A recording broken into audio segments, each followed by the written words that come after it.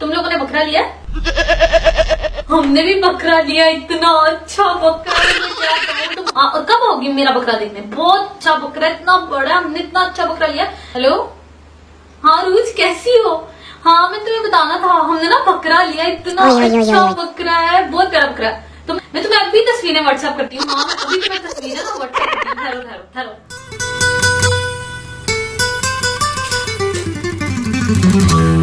Hello, हाँ सबा, पता है हमने बकरा लिया, इतना अच्छा बकरा है हमारा।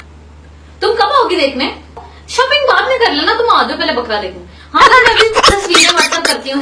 सारे पहले मेरे से इतना जेलस होता है, अब तो मेरा बकरा देख के सारे जल जाएंगे। मुझे तो सुकून मिल जाएगा। आखिर में कंघी करे जा रहे हो? वैसे तुमने परफ्यूम लगाया? नहीं तो जाओ मेरा पॉइजन का परफ्यूम लेके आओ, ऐसे लगाओ। चलो ये मैं भी लगा लूं? नहीं तुम नहीं लगा सकते, इसको लगाओ।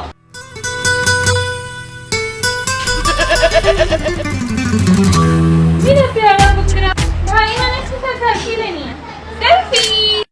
एक गरम चाय की प्याली हो,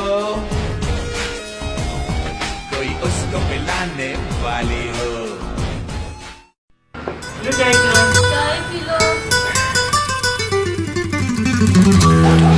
तेरी पायलों की छन छन है, ये जो तेरी पायलों की छन छन है।